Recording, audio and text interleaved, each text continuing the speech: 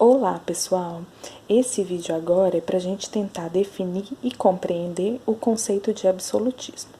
Primeiro é preciso lembrar que o conceito de absolutismo está ligado ao contexto do fim da Idade Média e do início da Idade Moderna, e que o conceito de absolutismo, o poder real absoluto, ele está em toda a Idade Moderna, mudando de um país para o outro, mudando a forma, mudando as estruturas, mas esse questionamento, esse conceito, essa ideia está durante todo o período moderno.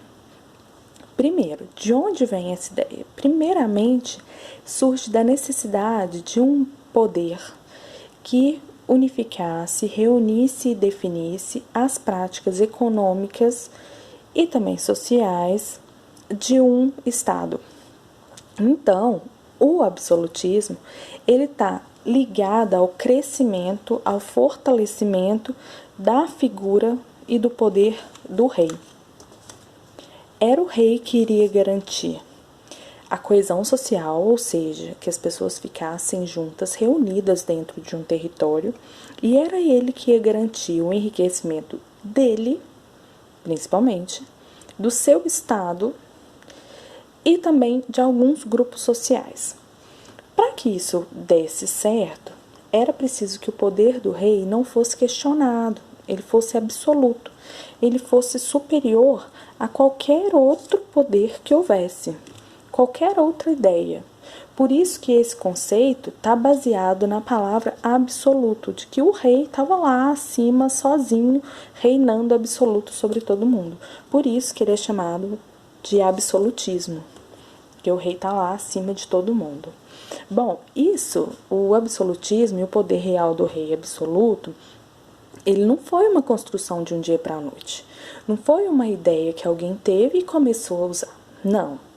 Foi uma construção que legitimava o poder do rei, fazia com que o rei não fosse questionado.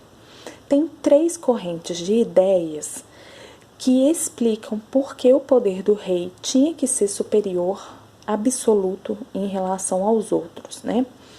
Primeiramente, está o pensamento de Nicolau Maquiavel, no livro O Príncipe, quando Maquiavel define que somente um rei dotado de poderes absolutos poderia superar as divergências políticas e construir um Estado nacional unificado.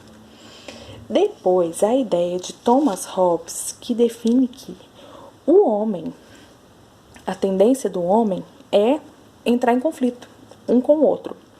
Por isso, na sua visão, o homem é o lobo do homem, e somente um Estado forte poderia impedir os abusos e permitir o florescimento de uma sociedade mais equilibrada. Mas, na visão dele, o rei tinha que ser absoluto para garantir que a sociedade não entrasse em algum tipo de conflito. Por fim, ligado muito ao pensamento, que é o pensamento medieval, ligado também à religiosidade e à crença divina, vem o pensamento do direito divino dos reis. Segundo essa ideia, Deus teria atribuído poder político aos monarcas, aos reis, conferindo-lhes autoridade ilimitada e incontestável. Então pense, numa sociedade em que o rei era absoluto, era ele que definia as leis, era ele que fazia as leis, era ele que executava as leis, estava sobre ele o poder do exército e o poder também sobre a sociedade. Essa sociedade não seria de forma nenhuma igual. Essa sociedade, ela é separada da seguinte forma.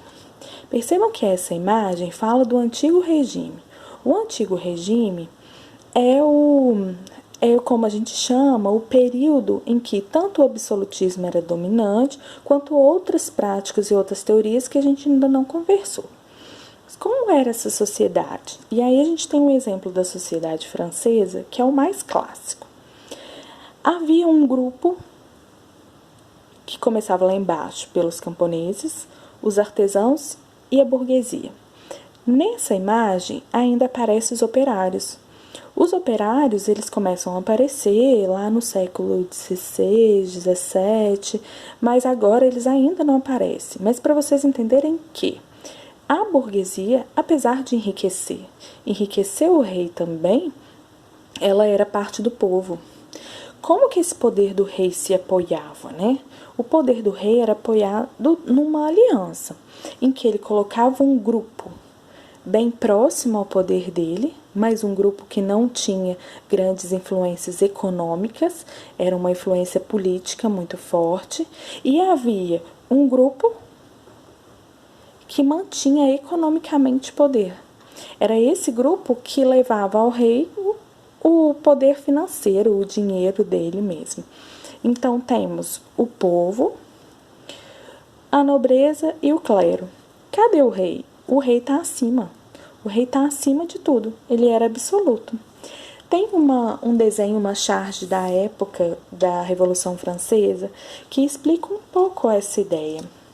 Segundo essa charge, a gente entende que o povo era ele que mantinha um clero e uma nobreza que apenas sugavam do Estado, recebiam privilégios e benefícios e não ofereciam nada economicamente em troca. Logicamente, isso daqui está ligado muito à sociedade francesa, mas quando a gente está estudando, a gente considera o absolutismo francês como um clássico, porque era lá que se estabeleceu com mais fortemente a ideia do rei apoiado no trabalho e no dinheiro que vinha tanto da burguesia e que da mesma forma as práticas do rei, as práticas econômicas garantiam que a burguesia enriquecia, tanto pelo protecionismo e tudo, quanto essa mesma burguesia não tinha um poder político. O poder político era levado a uma nobreza, um pouco, e principalmente ao próprio rei. Era ele que definia o poder.